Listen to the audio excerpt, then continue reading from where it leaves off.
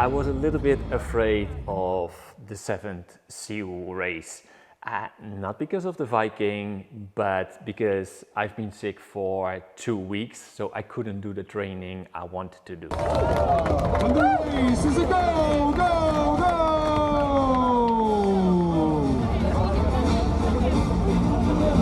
Publiken upp med den här luften och skrik! Go, go!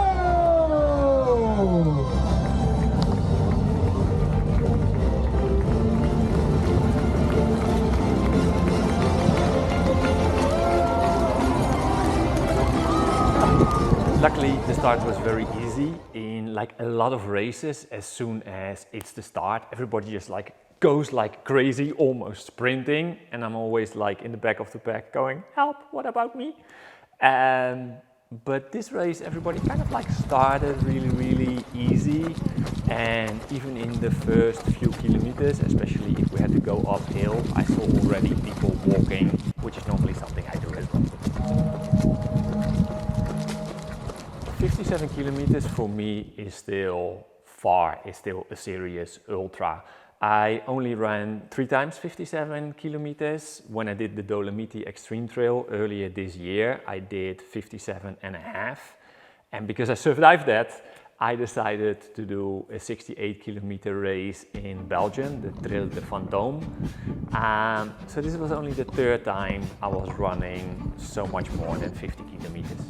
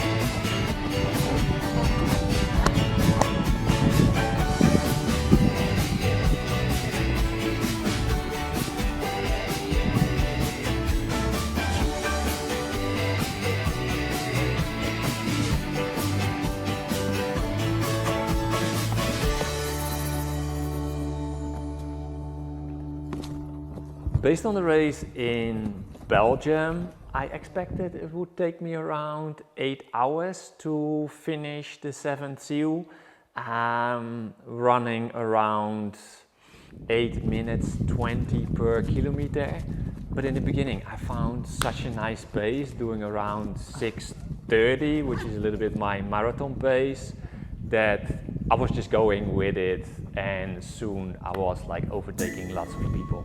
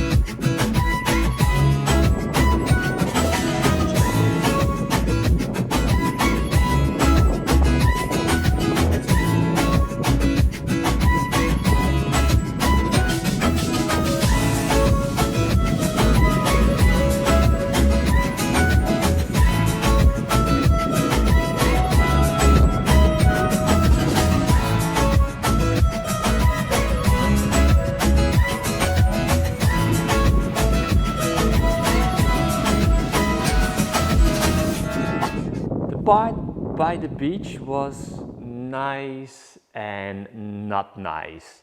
It really smelled like sulfur of all the dried seaweed, which was like horrible and stinging my nose. At the same time, we started with wind from the side and then had wind from the back. So to run with the help of the wind, it was nice. The path wasn't so nice with all like rocks and mud, but hey, we were pushed by the wind, so that's good thing.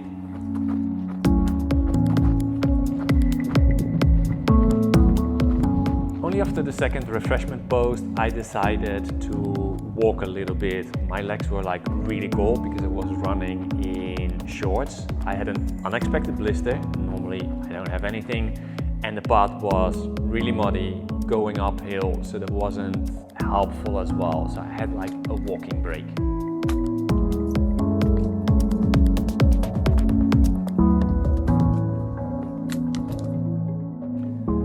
Then when dusk came, I decided to go and run again because I could still see something and I had no clue what was ahead of us, where I had to go through in the dark.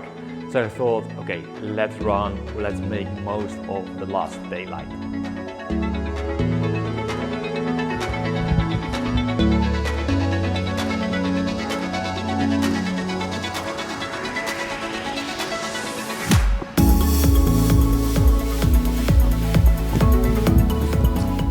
In the dark, parts were okay and parts were not so okay.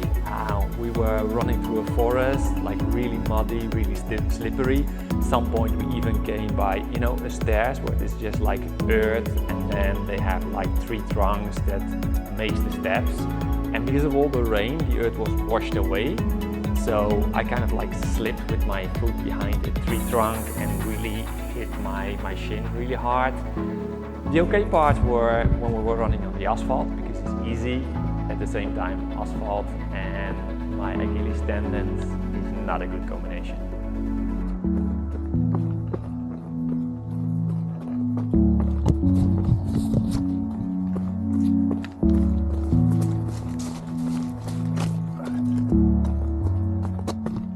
Mentally, the hardest part was the last part. It was like 6 kilometers, but we came into Bastad and the finish was like 1 street away, maybe 300, 400 meters. You could like hear the people at the finish, you could hear the speaker, you're there, but then you have to do another loop of 6 kilometers in the dark where you don't see anything. No fun. That last loop, I was really in my pain cave, as Courtney de Walter calls it, mostly mentally. I think I could still have run, but it was more my mind that didn't want to run than my legs. And I tried to convince myself all the time, okay, just run the last 5 kilometers to the finish.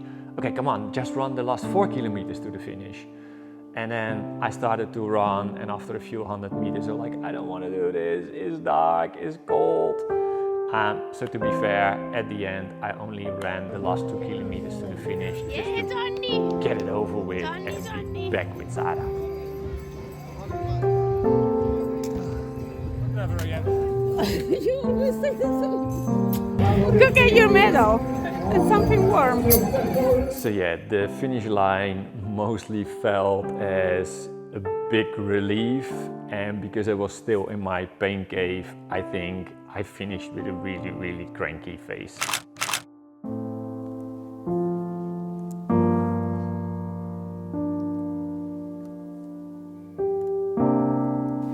But the medal was absolutely worth it.